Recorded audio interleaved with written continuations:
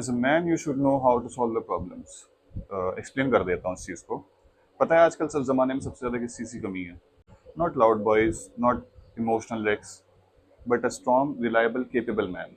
पता है जब बंदा किसी रूम में जाता है ना, तो लोग उसकी सिर्फ बात ही नहीं सुनते, लोग उसकी प्रेजेंस को भी फील करते हैं। और यही है वो ऑरा जो आजकल सोशल मीडिया पे बहुत ज़्यादा ट्रेंड में है। लोगों को पता नहीं है इसके बारे में, सबको नहीं पता इसके बारे में ऑरा होता क्या है। तो सोचा मैंने चलो एक वीडियो बना देते हैं इसके बारे में, पता लग जाएगा कि ऑरा असल में क्या चीज़ है और वो लोग कहाँ पे स्टैंड करते हैं जो ऑरा ऑरा करते हैं हर वक्त। लेकिन पता है प्रॉब्लम क्या है? आजकल के लड़के ऐसे हो चुके हैं कि ज़रा सी बात हुई, कुछ छोटा सा किसी ने इग्नोर किया तो रोना शुरू कर देते हैं। इनको मूड स्विंग्स हो रहे हैं लड़कों को भाई। किसी लड़की ने इग्नोर कर दिया तो स्टेटस लगा दिया, नोट्स में डाल दिया। द पॉइंट इज, इस दुनिया में किसी को तुम्हारे इमोशन से कुछ फर्क नहीं पड़ता भाई, कुछ फर्क नहीं पड़ता इस चीज से। कोई उससे क्या उम्मीद करेगा जिसको खुद से कोई उम्मीद ना हो। अच्छा हाँ, अब पॉइंट पे वापस आते हैं। Why a man should be problem solving.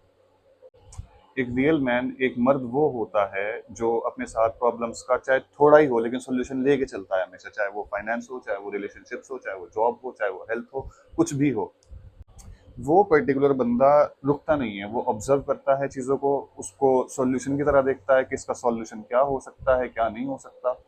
वो सोचता है, दिमाग लगाता है, मतलब वो हर जगह पे यूजफुल होता है। और यही चीज़ उसको सबसे अलग बनाती है।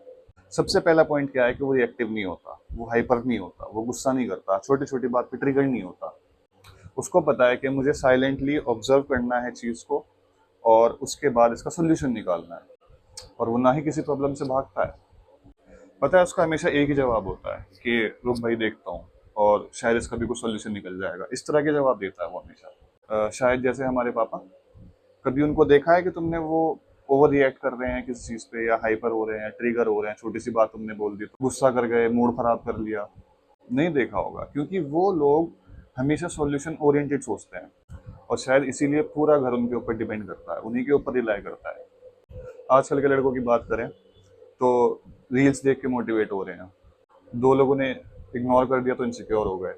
जरा सी कोई बात हो गई तो बोलते हैं कि भाई मैं तो टूट गया, मुझे कंसोल करो, मुझे सिंपैथी दो। और जो असल बंदा होगा, जो असल मर्द होगा, वो डिपेंड नहीं करता कि वो 16 साल का लड़का है या 40 साल का आदमी। डिपेंड करता है उसकी मेच्योरिटी लेवल पे। वो प्रॉब्लम्स में भी काम रहता है, वो दर्द में भी काम रहता है, और वो कभी भी, सबसे जो स्पेशल चीज है वो ये है कि अपने हालात को एक्सक्यूज नहीं बनाता वो। एक रियल लाइफ एग्जांपल देता हूँ। अपने ग्रुप में कभी नोटिस किया होगा तुमने कि एक बंदा ऐसा जरूर होता है कि कभी भी कोई प्रॉब्लम आ जाए, कुछ भी दिक्कत आ जाए, तो तुम लोग उसके पास भागते हो कि इसको जरूर पता होगा इसके बारे में। भले ही उसको सब कुछ ना पता हो, लेकिन उसको थोड़ा थोड़ा सब कुछ पता है। तुम्हें उस बंदे से उम्मीद है कि वो इसका सोल्यूशन जरूर देगा। लाइक लैपटॉप में कोई इशू हो गया तो उसके पास जाओ, बिजनेस नहीं चल रहा, उससे बात करके देख लो, रिलेशनशिप्स में एडवाइस चाहिए, उसको पता होगा। क्यों? क्योंकि वो हर फील्ड का एक्सपर्ट नहीं है, लेकिन वो एक प्रॉब्लम सॉल्वर है।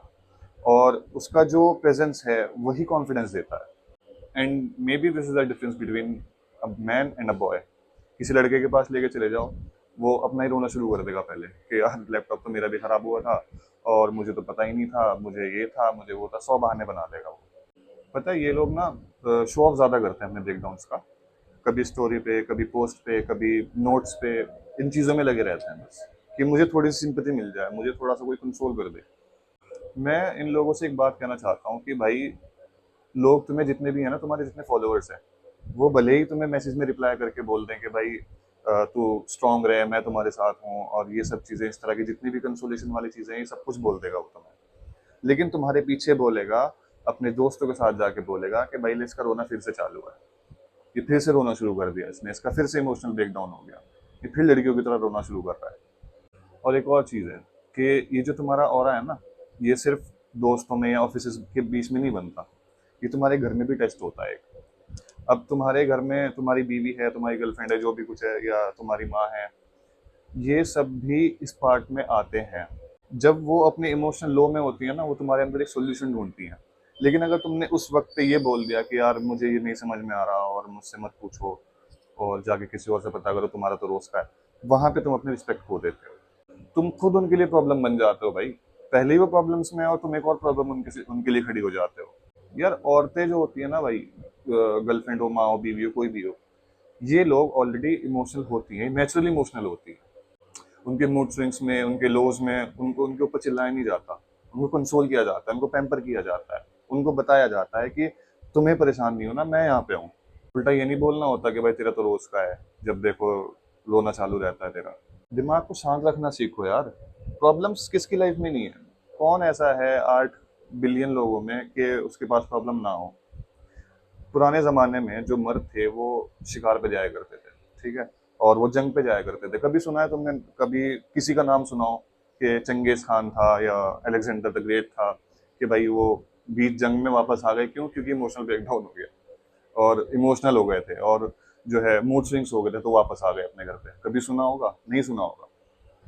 क्यों? वो उनका जो फोकस था वो था कि मुझे जंग पे जाना है, मुझे कॉन्कर करना है, और मुझे लड़ना है, और मुझे अपने घर को फीड करना है। उन्हें अपना मेन एम पता था भाई, इसीलिए वो लोग कामयाब थे, इसीलिए उन्होंने इतने बड़े बड़े एरियाज पे राज किया है। एक मतलब मैं नॉर्मल सी बात कहना चाहता हूँ कि भाई नॉलेज गेन करो। ये तो चलो अलग चीज हो गई है, इसके ऊपर एक और वीडियो बन सकती है, बहुत लंबी वीडियो बन सकती है इसको अगर मैं डिटेल में डिस्क्राइब करूँ। लेकिन जो मेरा मेन पॉइंट था कि मर्द को प्रॉब्लम सॉल्विंग क्यों होना चाहिए, उसका एक मेरा मकसद ये है कि थोड़ी थोड़ी ही सही लेकिन नॉलेज गेन करो। थोड़ा थोड़ा सब कुछ सीखो यार। News, finance, relationships, tech, health, सब कुछ, हर चीज़ की जानकारी ले लो थोड़ी थोड़ी, जहाँ भी ज़रूरत पड़े वहाँ पे अप्लाई कर दो उसको। और नहीं, कुछ भी किसी चीज़ के बारे में नहीं पता तो साथ साथ उसको गूगल करके उसको सोल्यूशन ढूंढो उसका। ये देखो कि इसमें बेस्ट क्या हो सकता है, क्या नहीं हो सकता, वहीं तुम किसी के काम आ सकते हो और वहीं तुम अपनी वैल्यू बना सकते हो। इमोशनल स्टेबिलिटी मेंटेन करो, डेवलप करो उस चीज़ को। हर छोटी बात पे ट्रिगर होना, हर बात पे रोना, हर बात पे रोना मत करो ये सब। स्ट्रांग बनो भाई, स्ट्रांग, मेंटली स्ट्रांग बनो। वैल्यू ऐड करना सीखो। जो जिस बंदे का मैं अभी जिक्र कर रहा था कि वो ग्रुप में हमेशा एक प्रेजेंस लेके चलता है, हर चीज का सोल्यूशन लेके चलता है, वो बंदा बनो।